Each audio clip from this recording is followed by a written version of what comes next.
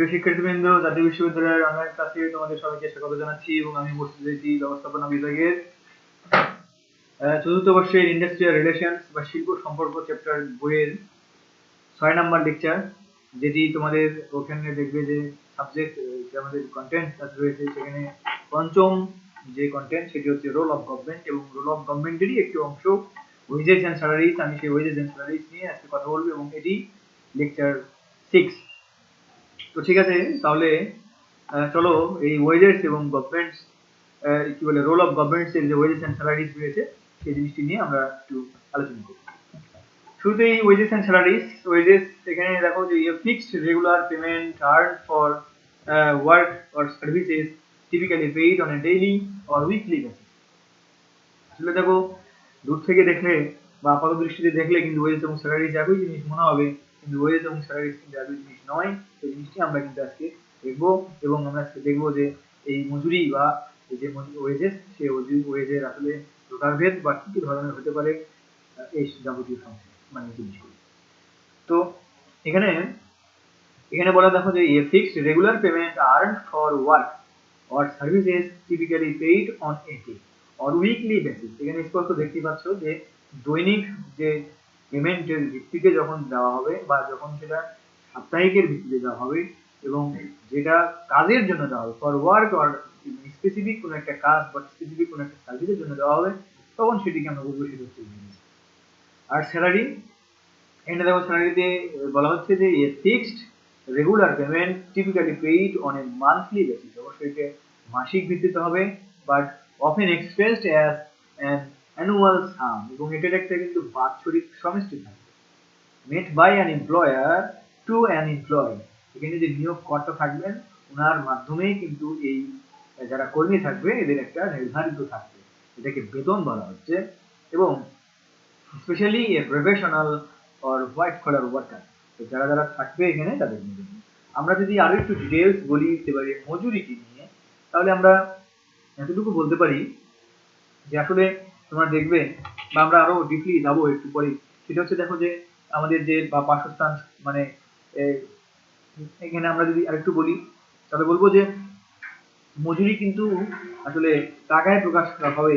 এবং এই আরেকটা বিষয় যে মানে তোমার যে এমন পারিশ্রমিক যা চাকরির শর্তাবলী প্রকাশ বা উদ্যোগ যেভাবেই থাকুক না কেন বা পালন করা হলে কোনো শ্রমিককে তার চাকরির জন্য বা কাজ করার জন্য প্রদায় হয়, অর্থাৎ যে জিনিসগুলো কাজ করার জন্য বা সার্ভিসের জন্য দেওয়া হবে সেগুলো।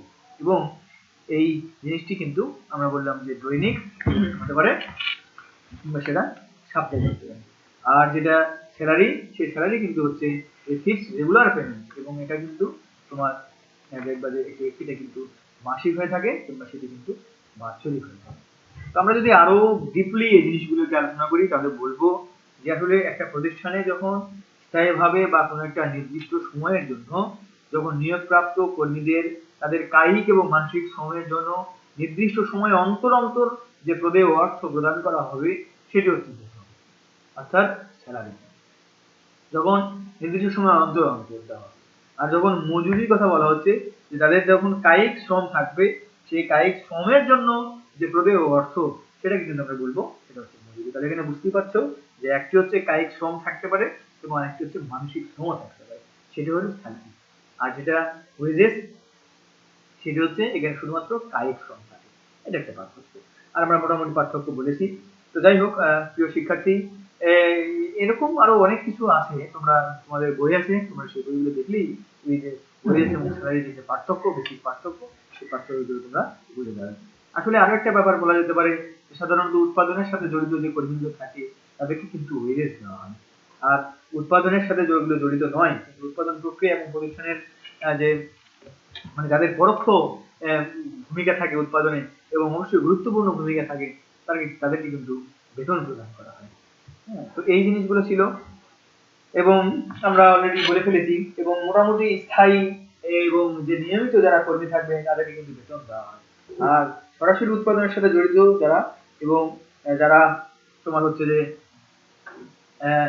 এই অস্থায়ী মূলত এবং যেটা আমরা বলি যে অনিয়মিত কর্মী, এই অনিয়মিত কর্মীদের কিন্তু আমরা সাধারণত একটা প্রতিষ্ঠান কিন্তু ওয়েজেস।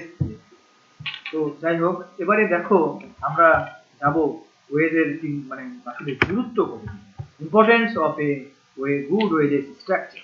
এখানে আমরা দেখবো যে একটা গুরুত্ব কতটুকু ওয়েজের যে স্ট্রাকচার রয়েছে, অর্থাৎ আমাদের যেমন আমরা যদি সরকারি বেতন কাঠামোর যদি খেয়াল করি, দেখবো যে 20টি গ্রেডে বিভক্ত, এবং এই 20টি গ্রেডে কিন্তু শুরু কত শেষ কত এই সব কিছু কিন্তু দেওয়া থাকে। এইভাবে প্রত্যেকটা প্রতিষ্ঠানেরও কিন্তু সেই যে ওয়েজেস স্ট্রাকচার সেটা কিন্তু থাকে, এবং এটা আসলে গুরুত্ব কত তোমরা জানো, স্ক্রিনে দেখতে পাচ্ছ ইম্পর্টেন্স ফর এমপ্লয়। আসলে এটি কিন্তু যারা নিয়োগ মানে যারা কর্মী থাকবে এদের জন্যও কিন্তু একটা গুরুত্বপূর্ণ। যেমন একটা অনায়াসে একটা স্ট্রাকচার দেখলেই কিন্তু কর্মীটা বুঝতে পারবে যে উত্তম এবং উন্নততর কোনো একটা মজুরি কর্মীদের, যে তোমরা জানো সবাই যে অবশ্যই কিন্তু প্রেরণা বাড়াবে এবং প্রণোদনা বাড়াবে, ফলে কাজে কিন্তু একটা আগ্রহ তৈরি হবে এবং তাদের নিজেদের কিন্তু উৎপাদনশীলতাও যেমন বাড়বে, তেমনি ভাবে প্রতিষ্ঠানের উৎপাদনশীলতাও কিন্তু। অন্যদিকে শ্রমিকদের যে জীবনযাত্রার মান, সেই জীবনযাত্রার মানটাও কিন্তু অনেকটা উন্নত হবে। তাহলে আমরা এই জন্য বলছি এটা হচ্ছে ওয়েজেস স্ট্রাকচারের একটা বৈশিষ্ট্য কর্মীদের ক্ষেত্রে বা কর্মীদের জন্য। এবারে আমরা যদি চিন্তা করি একটু অর্গানাইজেশনের জন্য, তাহলে অর্গানাইজেশনের জন্য কি কি সুবিধা। যেমন দেখো একটা যদি আমরা দেখি যে মানে প্রতিটা শ্রমিক কখন কত মজুরি পাবে এবং কি যোগ্যতা সম্পন্ন হলে কি ধরনের সুবিধা তারা ভোগ করবে, এই জিনিসটি কিন্তু একটা মজুরি কাঠামোতে থাকে, এবং ফলশ্রুতিতে এই প্রতিষ্ঠানের কিন্তু অতি সহজেই সেই জিনিসটি বুঝতে পারে কোন কর্মীকে রাখা যাবে, কোন কর্মীকে রাখা যাবে না, কাকে না রাখলেও উৎপাদনশীলতা আমার একই পর্যায়ে থাকবে। তাহলে এখানে কিন্তু এই প্রতিষ্ঠানের বিভিন্ন ধরনের সিদ্ধান্ত গ্রহণের ক্ষেত্রে আমাদের এই জিনিসটি কিন্তু খুবই গুরুত্বপূর্ণ ভূমিকা পালন করে যে ওয়েজেস স্ট্রাকচারটি। এবং দেখা যায় অনেক সময় প্রতিষ্ঠানের যে উৎপাদনশীলতা যেমন মানে এভাবে আমরা যদি বুঝতে পারি, তাহলে সেক্ষেত্রে যেমন বাড়বে, তেমনি কিন্তু প্রতিষ্ঠানের যে শ্রম অসন্তোষ, সেই অসন্তোষটাও কিন্তু কমে যায় এবং শিল্প বিরোধ হওয়ার সম্ভাবনাটাও কিন্তু কমে যাবে। তাহলে এদিক থেকে অবশ্যই একটা গুড স্ট্রাকচার থাকতে হবে, এবং যেটি তোমার হচ্ছে যে দুই পক্ষেরই যেটি সম্মান, দুই পক্ষের জন্য যেটি সম্মানজনক এবং দুই পক্ষের জন্য যে সুখকর, এরকম একটি স্ট্রাকচার থাকতে হবে। এবারে দেখো সমাজের প্রতি গুরুত্বের কথা আমরা বলছি।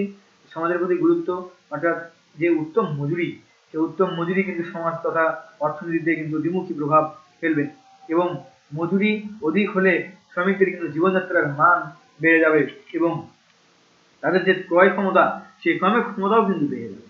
তাহলে এটা কিন্তু সোসাইটির উপরে একটা ইফেক্ট ফেলবে। এজন্যই আমাদের থার্ড পয়েন্ট হচ্ছে ইম্পর্টেন্স ফর সোসাইটি। তোমরা সবাই জানো যে ইম্পর্টেন্স ফর সোসাইটি আমরা যদি দেখি, তাহলে দেখতে পাবো যে একটা প্রতিষ্ঠানের যে উৎপাদন একটা মানে মজুরি যদি অধিক হয়, তাহলে কিন্তু জীবনযাত্রার মানটা উন্নত হবে, আর এটার ফলশ্রুতিতে কিন্তু ক্রয় ক্ষমতা বেড়ে যাবে। আবার উৎপাদন যদি না বাড়ে বা যোগান যদি না বাড়ে, তাহলে কিন্তু সেক্ষেত্রে মুদ্রাস্ফীতি বাড়ার একটা কিন্তু সম্ভাবনা থেকে যাবে। এজন্য এই জিনিসটা আবার দেখবা যে মজুরি যদি বাড়ে, তাহলে উক্ত প্রতিষ্ঠানের যে উৎপাদন খরচ সেটি কিন্তু বৃদ্ধি পাবে এবং প্রতিষ্ঠানের কিন্তু লাভের পরিমাণ কিন্তু কমে থাকে।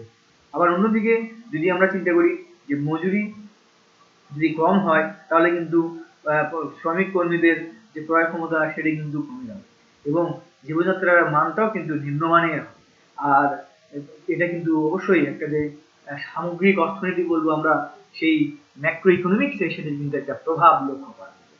তাহলে সেক্ষেত্রে একটা গুড ওয়েজেস স্ট্রাকচার যদি থাকে, তাহলে কিন্তু অবশ্যই এটি প্রত্যেকটা সমাজের জন্যই অনেক বেশি সুখকর।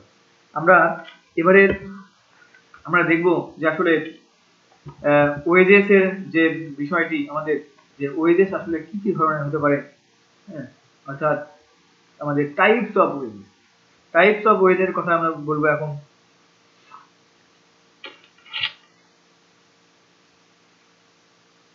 যেমন দেখো এখানে দুই ধরনের ওয়েজকে শুরুতেই দুই ভাগে ভাগ করা হচ্ছে। একটা হলো wages not related to production, অর্থাৎ যে ওয়েজ গুলো প্রোডাকশনের সঙ্গে যুক্ত নয় সেগুলো। আরেকটি হচ্ছে ওয়েজেস রিলেটেড টু প্রোডাকশন। তাহলে একটা হচ্ছে নট রিলেটেড টু প্রোডাকশন, আরেকটি হচ্ছে রিলেটেড টু প্রোডাকশন। তো যেটা নট রিলেটেড টু প্রোডাকশন সেটিকে আমরা দুই ভাগে ভাগ করছি। একটি হচ্ছে wages based on time, and the second is annual wages payment. তাহলে এখানে দেখবে সময় ভিত্তিক মজুরির কথা বলা হচ্ছে। এই বিষয়টা কেমন আমরা জানি, সময় ভিত্তিক মজুরিতে কিন্তু একজন কর্মী তার নির্দিষ্ট কাজে কি পরিমাণ তিনি সময় ব্যয় করে তার উপর ভিত্তি করে কিন্তু তার মজুরিটা নির্ধারণ করা হয়। যেমন সময়ভিত্তিক মজুরি সাধারণত কিন্তু ঘন্টা, দিন, সপ্তাহ এবং এই যেমন তোমার 15 দিন হতে পারে। তো এরকম বিভিন্ন ধরনের হিসেব করে তাকে কিন্তু সেই পরিমাণ টাকাটি দেওয়া হয়। তো যাই হোক, এটা আসলে কি মানে এই সময়ভিত্তিক যে মজুরি সেটি আসলে কোন কোন ক্ষেত্রে প্রযোজ্য হবে আমরা যদি বলি, তাহলে বলবো যে যে সকল ক্ষেত্রে আসলে উৎপাদিত দ্রব্য আলাদা করা যায়, হ্যাঁ, এবং যে সকল দ্রব্যের মানের প্রতি তেমন খুব বেশি একটা গুরুত্ব মানে কি বলে মানের প্রতি অনেক বেশি গুরুত্ব দেওয়া হয়। এরপরে যখন উৎপাদন পদ্ধতি স্বাভাবিকভাবে নিয়ন্ত্রিত হয়, হ্যাঁ, এবং যে সকল ক্ষেত্রে উৎপাদনের যে কর্মী সে কর্মীর নিয়ন্ত্রণ অনেক কম, মানে যেখানে কর্মীরা খুব বেশি নিয়ন্ত্রণ করতে পারে না, এবং এই যে পদ্ধতিগত ভাবে কিন্তু অনেক সময় কোনো কোনো উৎপাদন ক্ষেত্রে সাময়িক বিরতি থাকে, তাহলে সেক্ষেত্রে সাময়িক বিরতি থাকলে এই সব ক্ষেত্রে কিন্তু কার্যকর যে একটা মানুষ যদি 1 মাসে এত টাকা আয় করে তাহলে সে 3 দিনে কত টাকা আয় করবে, এখানে একটা আনুপাতিক হার বের করার ফলে আমরা এখানে একটা কিন্তু ক্যালকুলেশন দান করি। তো এটা ছিল আমাদের এখানে সময় ভিত্তিক মজুরি কাঠামোর কথা। এখানে আসলে এটার কিছু সুবিধা অসুবিধাও রয়েছে। যদি আমরা সুবিধাগুলো চিন্তা করি তাহলে বলবো এটা একটা বের করাটা খুবই সহজ পদ্ধতি।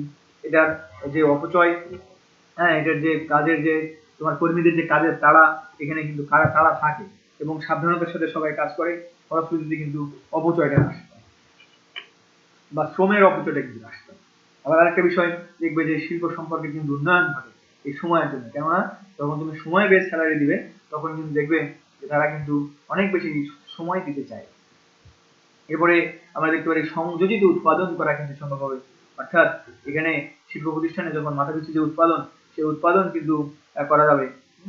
তো সেক্ষেত্রে মাথাপিছু উৎপাদনটা কিন্তু বাড়ে, অতিরিক্ত শ্রম দিবে, ফলশ্রুতিতে কিন্তু মাথাপিছু যে উৎপাদন সেটিও কিন্তু বাড়বে। এরকম কিছু কিছু জিনিস রয়েছে। আবার আমরা যদি অসুবিধার কথা চিন্তা করি তাহলে বলবো উৎপাদনের পরিমাণটা অনেক সময় হ্রাস পেতে পারে। যেমন ধরো উৎপাদনের পরিমাণের সাথে কিন্তু মজুরির কোনো সম্পর্ক থাকে না সাধারণত, তাহলে কর্মীরা কিন্তু কিভাবে সময় কাটাতে পারে তাই তাদের উদ্দেশ্য হয়ে দাঁড়ায় যে কিভাবে তারা সময় কাটাবে, ফলে কিন্তু উৎপাদন হ্রাস পায়। অর্থাৎ অনেক সময় দেখা যায় যে উৎপাদনের যে পরিমাণ সেই পরিমাণের সাথে যখন মজুরির কোনো সম্পর্ক থাকে না তখন কর্মীরা আসলে কিভাবে সময় কাটাতে পারে, তাই তাদের উদ্দেশ্য হয়ে যায় যে কিভাবে সময় কাটাতে পারে, ফাঁকি দেওয়ার একটা সুযোগ তারা কিন্তু খোঁজে। সে সময় কিন্তু আমাদের উৎপাদন হ্রাস পায়, ফলশ্রুতিতে যে কাজের তারা কম থাকার কারণে তারা কিন্তু এই সাবধানতার সাথে সকল কাজ করতে পারে, আর সেজন্য এই অপচয় কিন্তু অনেক সময় হ্রাস পেতে পারে। তো যাই হোক, আবার শ্রমিকের যে অসন্তোষ অনেক সময় লেগে যায়, কাজের যে স্পৃহা সেই কাজের স্পৃহা কিন্তু অনেক সময় কমে যায়, এবং তত্ত্বাবধানের যে খরচ, অর্থাৎ এখানে সময় ভিত্তিক মজুরিতে কিন্তু তত্ত্বাবধানের খরচটা কিন্তু অনেক বেড়ে যায়, এবং তারা কাজ করছে কিনা সেটি কিন্তু দেখতে হয়। উৎপাদনের যে খরচ সেই উৎপাদনের খরচটাও কিন্তু তুলনামূলকভাবে বেড়ে যেতে পারে। যাই হোক, এটি ছিল এরকম। সেকেন্ডে আমাদের অ্যানুয়াল ওয়েজেস পেমেন্টের কথা আমরা বলছি, যে অ্যানুয়াল ওয়েজেস পেমেন্ট এখানে বাৎসরিক যে মজুরি সেই বাৎসরিক মজুরি এটি কেমন আমরা দেখি সাধারণত যে শিল্প প্রতিষ্ঠানে যে স্থায়ী এবং অস্থায়ী দুই ধরনের কিন্তু শ্রমিক থাকে, এবং শুধুমাত্র স্থায়ী যারা শ্রমিক তাদেরকে কিন্তু এই সারা বছরের মজুরি নিশ্চয়তা দেওয়া যায়। এই পদ্ধতিতে যখন মজুরি প্রদান করা হয় তখন এই যে কাজের যে নিরাপত্তা, আনুগত্য এবং মতবিরোধ যে সমস্যা থাকে সেটা কিন্তু আসলে দূর করা সম্ভব হয়। তাহলে আমরা এই জিনিসটি পাই, এবং এই যে অস্থায়ী কর্মী থাকবে সেই অস্থায়ী কর্মীর মধ্যে কিন্তু অনেক সময় বিভিন্ন ধরনের দলাদলি থাকে এবং এদের মধ্যে কিন্তু মতবিরোধ থাকে, আর তাই হইলে সেক্ষেত্রে কিন্তু তোমার হচ্ছে যে সেরকম কিছু থাকে না, এবং এক্ষেত্রে যারা তোমার হচ্ছে যে স্থায়ী যারা থাকবে এদের কিন্তু তুলনামূলকভাবে মজুরিটা কিন্তু কমও হয়, আমরা এটিও জানি। তো এটা হচ্ছে অ্যানুয়াল ওয়েজেস পেমেন্টের কথা।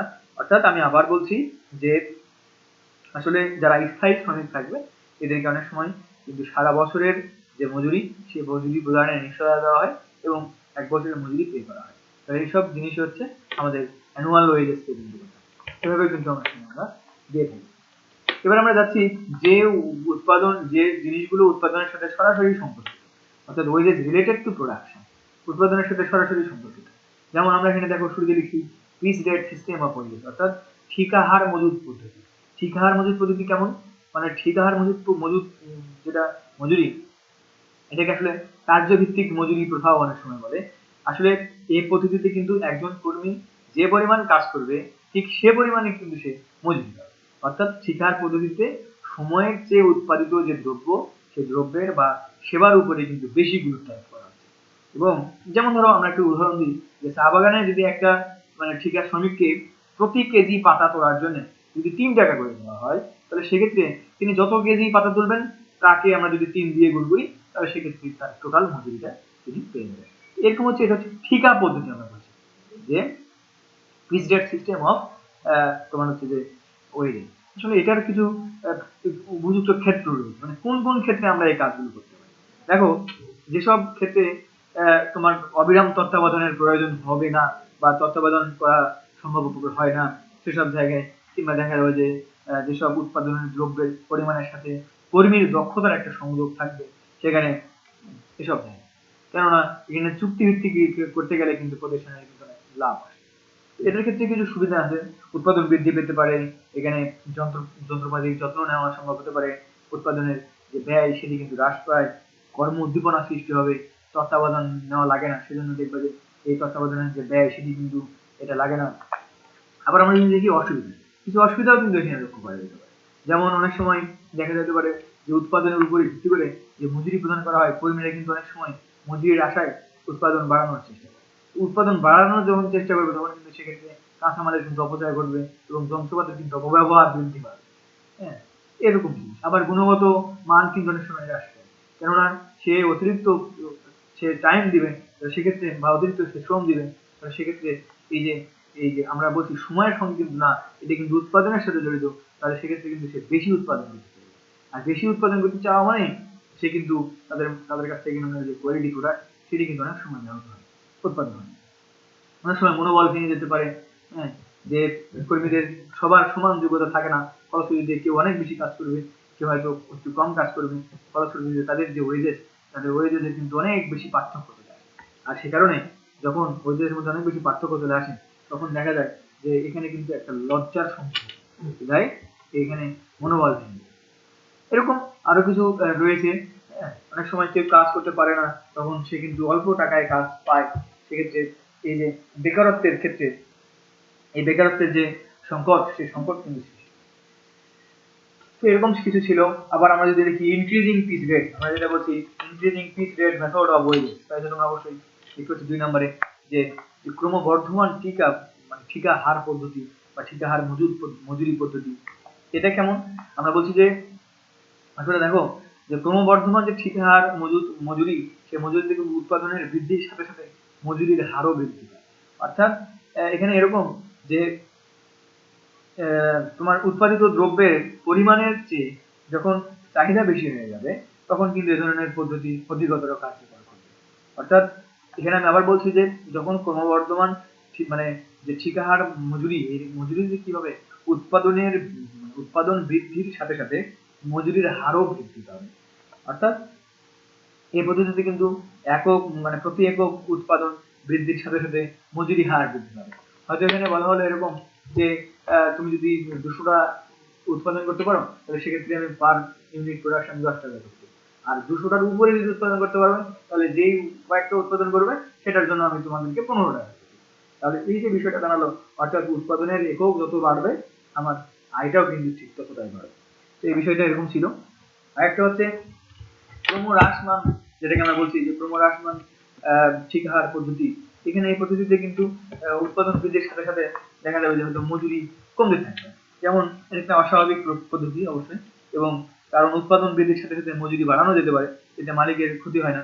কিন্তু উৎপাদন যদি বাড়ে এবং মজুরির হার যদি কমে, তাহলে কর্মী কোনোভাবেই এটা মানতে পারে না। তো এটা একটা পদ্ধতি মাত্র, কিন্তু আসলে এটি অবশ্যই একটা অস্বাভাবিক পদ্ধতি, কিন্তু অবশ্যই এটিও একটা পদ্ধতি, যে diminishing piece rate method of wages. আমরা এবার আরেকটি জিনিস নিয়ে একটু কথা বলবো। দেখো, ইনসেনটিভ ওয়েজেস পেমেন্টের কথা এখানে বলা হচ্ছে। ইনসেন্টিভ ওয়েজেস পেমেন্ট আমরা এখানে দেখতে পাচ্ছি যে আসলে ইনসেন্টিভ ওয়েজেস পেমেন্টের কথা বলা হচ্ছে, অর্থাৎ মানে এমন একটা পেমেন্ট বা এমন একটা পরিকল্পনা, অর্থাৎ আমরা এরকম বলতে পারি যে একটা মজুদ পরিকল্পনার কথা যদি আমরা বলি তাহলে বলবো যে পরিকল্পনা বা যে মজুদ পরিকল্পনাটা বা যে পরিকল্পনাটা আসলে কর্মীদেরকে সর্বোচ্চ উৎপাদন ক্ষমতা প্রদানে অনুপ্রাণিত করে তাকে কিন্তু প্রণোদনামূলক মজুরি পরিকল্পনা বলে। আসলে কি জানো, এ ধরনের মজুরি পরিকল্পনায় কিন্তু সর্বনিম্ন মজুরি লাভের নিশ্চয়তা দেওয়া হবে এবং সেই সাথে অতিরিক্ত কাজের জন্য অতিরিক্ত মজুরি লাভের সুযোগ পেয়ে থাকবে কর্মী। অর্থাৎ যে অতিরিক্ত যে প্রাপ্ত তোমার হচ্ছে যে মজুরি, এই মানে অতিরিক্ত যে মজুরি সেটি কিন্তু আমরা বোনাস বলতে পারি বা প্রিমিয়াম বলতে পারি। এর বিভিন্ন ধরনের হতে পারে, যেমন সরাসরি একটা কথা বলি, দেখো স্ট্রেট পিস রেট মেথড, অর্থাৎ এখানে বলা হচ্ছে সরাসরি ঠিকা হার পদ্ধতি। এই বিষয়টা কেমন আমরা এখন দেখলাম, এই পদ্ধতিতে মজুরি নির্ধারণ করার জন্য একটা কর্মী একটা নির্দিষ্ট সময়ে কি পরিমাণ দ্রব্য উৎপাদন করতে পারে তা নির্ধারণ করা, অর্থাৎ এই নির্ধারিত দ্রব্য আমরাকে এটাকে আদর্শ দ্রব্য নামে আমরা পরিচিতি দেব। এরপর চলতি যে বছর মানে মজুরি হার, এই চলতি মজুরি হারের উপর ভিত্তি করে ওই সময়ের জন্য মজুরি নির্ধারণ করা হয়। তাহলে এটাকে আমরা বলবো এটা হচ্ছে সরাসরি ঠিকা হার পদ্ধতি। এবারে দেখো 2 নম্বরে স্ট্রেট আওয়ার মেথড। এখানে বলা হচ্ছে যে আদর্শ ঘন্টা পদ্ধতি। আসলে কেমন, বলছে একজন কর্মী 1 ঘন্টায় যে পরিমাণ দ্রব্য উৎপাদন করতে পারবে সেটা হলো আদর্শ ঘন্টা। তাহলে এখানে বলা হচ্ছে যে পরিমাণ দ্রব্য উৎপাদন 1 ঘন্টা, তাহলে প্রত্যেকটা আদর্শ ঘন্টার জন্য তার একটা মজুরি হার নির্ধারণ করা থাকবে এবং একজন কর্মী যত ঘন্টা কাজ করবে তিনি তত গুণ মজুরি পেয়ে থাকবে। তাহলে এটাকে আমরা বলতেছি স্ট্যান্ডার্ড আওয়ার মেথড। তাহলে উপরেরটা ছিল স্ট্যান্ডার্ড পিস রেট মেথড, আর একটা স্ট্যান্ডার্ড আওয়ার মেথড। এবার দেখো আমরা যদি আরেকটা দিকে তাকাই, এখানে হেলসি প্ল্যান বলা হচ্ছে। আসলে এই যে হেলসি প্ল্যান বা হেলসি প্ল্যান আমরা সাধারণত বলে থাকি যেটি, সেটি হচ্ছে যে এখানে এস এ হেলসি নামক একজন একটা স্কলার ছিলেন, তিনি কিন্তু এই পদ্ধতিটি আবিষ্কার করেছেন। তিনি বলেছেন যে প্রথমে একটি আদর্শ উৎপাদন এবং সময় নির্ধারণ করা হবে ওনার এই পদ্ধতি, একটি আদর্শ উৎপাদন এবং আর একটি আদর্শ সময় নির্ধারণ করা হবে। প্রত্যেক কর্মীরই ন্যূনতম মজুরি নিশ্চয়তা থাকবে অবশ্যই। কোনো কর্মী যদি নির্ধারিত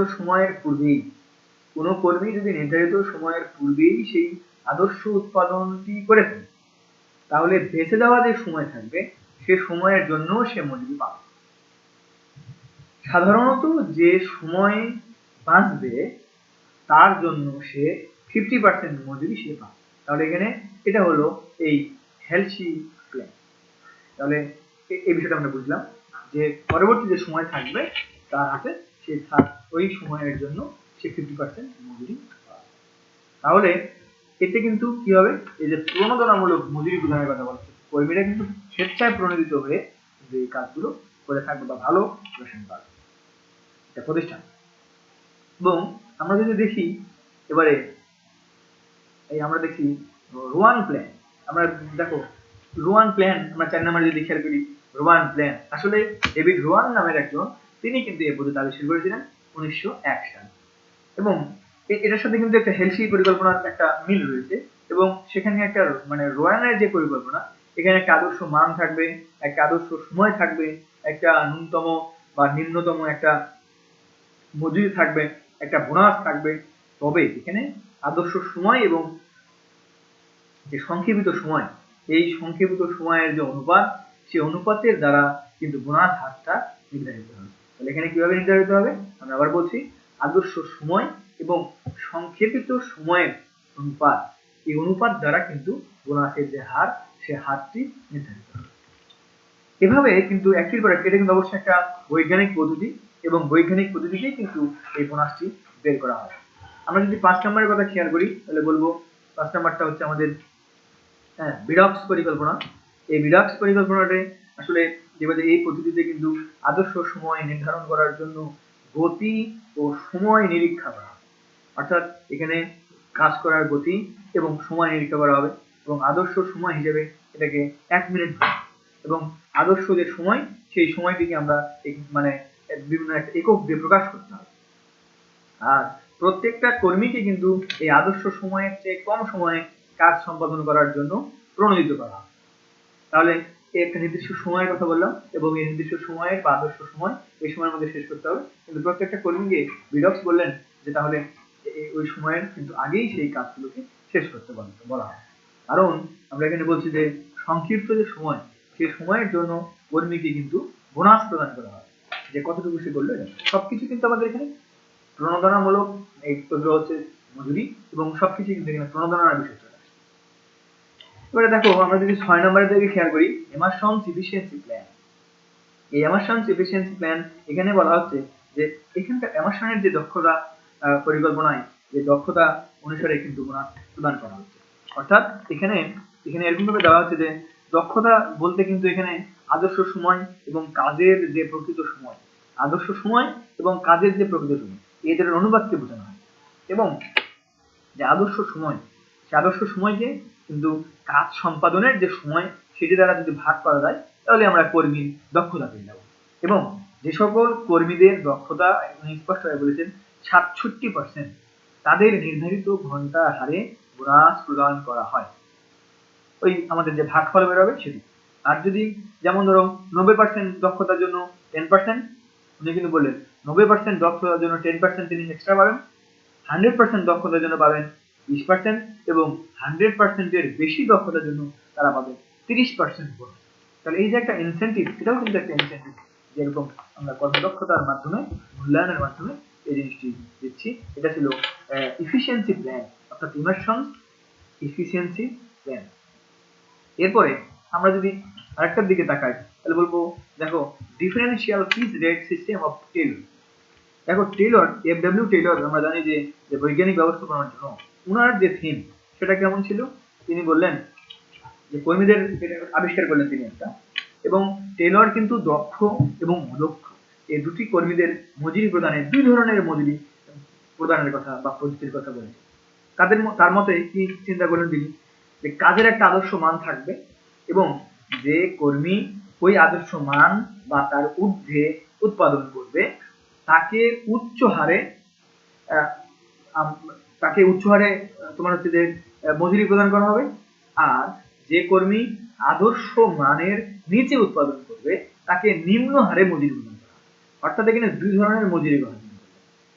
তাহলে এখানে তিনি যেটি বলেছেন সেটি খুবই সুস্পষ্ট এবং আমরা এটি আশা করি বুঝতে পেরেছি।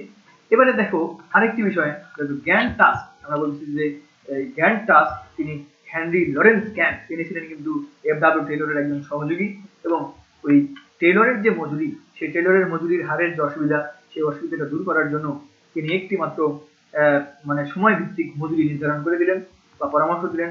অতঃপর একটা নির্দিষ্ট মানে একটা আদর্শ সময়ের মধ্যে সম্পাদনযোগ্য একটি কাজ নির্ধারণ করতে হবে, তিনি কিন্তু কাজ নির্ধারণ করতে হবে এবং ওই সময়ের মধ্যে যদি কোনো কর্মী কাজটা সম্পাদন করতে পারে তাহলে তিনি সময় ভিত্তিক মজুরি যেটা পাবেন সেটা ছাড়াও তিনি নির্দিষ্ট হারে বোনাসও পাবেন, এটা তিনি বললেন। এবং আরেকটি বললেন যে নির্দিষ্ট সময়ে কাজ যদি তিনি না করতে পারেন তাহলে তিনি শুধুমাত্র সময় ভিত্তিক যে মজুরি ছিল সেই মজুরিটুকু পাবেন। তো যাই হোক প্রিয় শিক্ষার্থী, আমরা দেখলাম যে আসলে ক্যান্ডিডেট যে তোমার টাস্ক এন্ড বোনাস মেথড, অর্থাৎ যেটা কার্য এবং বোনাস পদ্ধতি, সেটা আমরা অবগত হলাম। এবারে চলে যাচ্ছি 9 নম্বরে। আমরা দেখতে পাচ্ছি যে ডিফারেন্সিয়াল মেথড অফ মেরিট। আসলে মেরিট টেলরের যে মজুরি হার, সে মজুরি হারের যে অসুবিধা সেটি দূর করার জন্য তিনি 3 ধরনের মজুরির কথা সুপারিশ করলেন। কিরকম, এখানে বলা হলো যে প্রথমত যে সকল কর্মী নির্ধারিত কাজের 83% সম্পন্ন করবে তারা নিম্নহারে মজুরি পাবে। দ্বিতীয়ত যে সকল কর্মী নির্ধারিত কাজের 83%-এর চেয়ে বেশি কিন্তু 100%-এর চেয়ে 100% পর্যন্ত বা 100%-এর চেয়ে কম পাবেন করবে তারা মজুরির 110% পাবে, মানে 10% তাদের বাড়বে। আর তৃতীয়ত যারা 100%-এর চেয়ে বেশি কাজ করবে তারা পাবে 120%। বিষয়টা একই রকম বিষয়, অর্থাৎ বিভিন্ন জোন বিভিন্ন প্ল্যানের মাধ্যমে ইনসেন্টিভ দিয়েছে, আমরা সেটি লক্ষ্য করছি। স্ক্যান লোন পরিকল্পনার কথা বলা হচ্ছে একটা, দেখো যে পরে লাস্টের দিকে এসে স্ক্যান লোন প্ল্যান, এখানে বলা হচ্ছে যে জেএল স্ক্যান লোন বলে, স্ক্যান লোন। তো ওনার মতে মোট যে উৎপাদন ব্যয় হবে, সেই উৎপাদন ব্যয়ের কত অংশ শ্রম ব্যয় হবে তা পূর্বেই নির্ধারণ করতে হবে। হ্যাঁ, যে মোট যে উৎপাদন ব্যয় সেটার মধ্যে থেকে শ্রমের ব্যয় কতটুকু সেটি আগেই নির্ধারণ করা হবে। এরপরে নির্ধারিত যে শ্রম ব্যয়, সেই শ্রম ব্যয়ের কিছু অংশ যদি বেঁচে যায় তাহলে তা কর্মীর মধ্যে বন্টন করে দেওয়া বা বন্টন করে দেওয়া হয়। যেমন আমরা একটু উদাহরণ দিই, যে একটা উৎপাদন ব্যবস্থায় যদি দেখা যায় যে মোট শ্রম ব্যয় 35%, তাহলে প্রকৃত শ্রম ব্যয় কত? 25%। তাহলে আগে প্রথমে ধরে নেওয়া হলো 35 এবং পরবর্তীতে দেখা গেল যে সেটি হলো 25। তাহলে যে বাকিটা থাকলো, মানে বেঁচে যাওয়া যে শ্রমটা থাকলো, সেই শ্রমটা কিন্তু এই শ্রমিকদের মধ্যে বন্টন করে দেওয়া হবে এবং বাকি অংশটা ভবিষ্যৎ ঘাটতি মোকাবেলা করার জন্য সংরক্ষণ। তাহলে এটি ছিল আমাদের স্ক্যান লোন প্ল্যান, বা আমরা যেটাকে বলছি এই জেএল স্ক্যান লোনের পরিকল্পনা।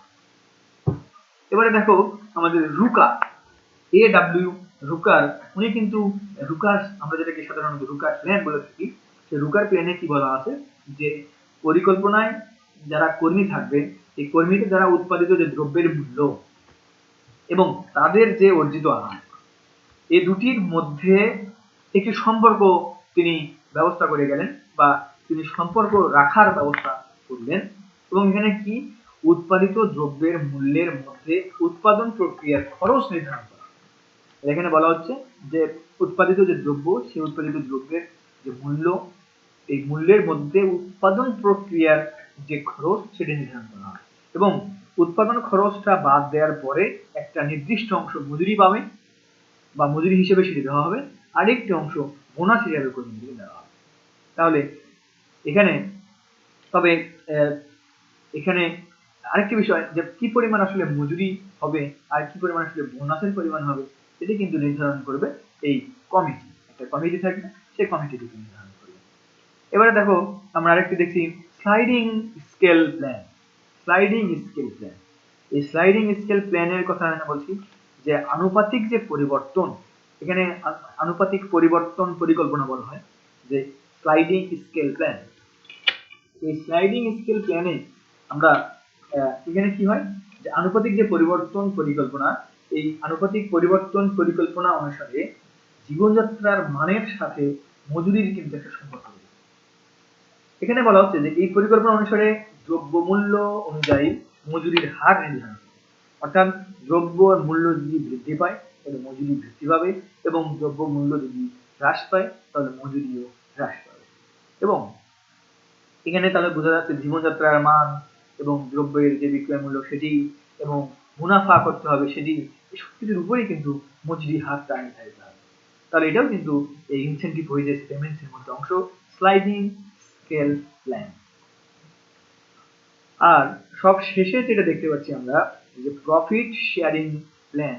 এই প্রফিট শেয়ারিং প্ল্যানটা হচ্ছে এরকম যে কর্মীদের যে বেতন ভাতা, সেই বেতন ভাতার অতিরিক্ত হিসেবে প্রতিষ্ঠানের যে অর্জিত মুনাফা, ওই মুনাফার একটা অংশ নিয়মিতভাবে বোনাস হিসেবে কর্মীদেরকে প্রদান করা। এটাকে বলা হচ্ছে মুনাফা বন্টন পরিকল্পনা। কারণ আসলে কোনো দ্রব্য উৎপাদনের সাথে বা উৎপাদনের কাজে তো যে সকল কর্মী প্রত্যক্ষ এবং পরোক্ষভাবে অবশ্যই জড়িত থাকে। যদি মুনাফার একটা অংশ তাদের নিয়মিত প্রদান করা হয় তাহলে কিন্তু কর্মীরা স্বতঃস্ফূর্তভাবে কাজ করার প্রবণতা অনুভব করে এবং কাজ করার প্রবণতা তাদের বৃদ্ধি পাবে। ফলশ্রুতিতে প্রতিষ্ঠানের কিন্তু আরো অনেক সুফল পেয়ে যাচ্ছে। হ্যাঁ, আমরা দেখতে পাই যে মার্কিন যুক্তরাষ্ট্রের যে পেনসিলভেনিয়া, এটা কিন্তু সর্বপ্রথমে মানে 1794 সালে একটা যে কাঁচ কারখানা, সেই কাঁচ কারখানায় সর্বপ্রথম কিন্তু এটি চালু করেছিল। তো যাই হোক, এই পদ্ধতির কিছু সুবিধা রয়েছে, কিছু অসুবিধা রয়েছে। যদি আমরা সুবিধার দিকে খেয়াল করি তাহলে দেখবো যে অধিক মুনাফা পাওয়ার আশায় কর্মীরা কিন্তু সর্বোচ্চ উৎপাদনের সর্বাত্মক প্রচেষ্টা চালায়। আবার কর্মী এবং মালিকদের মধ্যে যে সহযোগিতার সম্পর্ক সেটি কিন্তু আরো জোরদার করা সম্ভব হয়। আবার কর্মীদের যে হতাশা এবং যে শ্রম ঘূর্ণায়মানতার হ্রাস, সেটি কিন্তু শ্রম ঘূর্ণায়মানতা আমরা যেটা কালকে বলছিলাম সেটি কিন্তু হ্রাস পাবে, হতাশাও কিন্তু হ্রাস পাবে। আবার এদিকে এটা যদি আমরা অসুবিধা চিন্তা করি তাহলে দেখতে পারি যে কোনো কারণে যদি প্রতিষ্ঠানের মুনাফা অর্জিত না হয় তাহলে কিন্তু সেক্ষেত্রে কর্মীদের মধ্যে হতাশা নেই। তো এ ধরনের পদ্ধতি একবার চালু করলে আসলে বন্ধ করা খুব কঠিন, এটাও একটা অসুবিধা। আর এই মুনাফা বন্টনের যে নির্ধারিত কোন মানে কোন পদ্ধতিতে আসলে মুনাফা বন্টন হবে, এই মুনাফা বন্টনের কিন্তু নির্ধারিত কোনো একটা পদ্ধতি নেই, সুতরাং এটাও কিন্তু এটার একটা সমস্যা। তো যাই হোক, এখানে আমরা অনেক জিনিস এখানে দেখানোর চেষ্টা করেছি আমি, এবং মজুরি যে নির্ধারণ বা মজুরি যে প্রদান, সেই মজুরি প্রদানের বিভিন্ন প্রক্রিয়া বা বিভিন্ন পদ্ধতি দেখানোর চেষ্টা করেছি।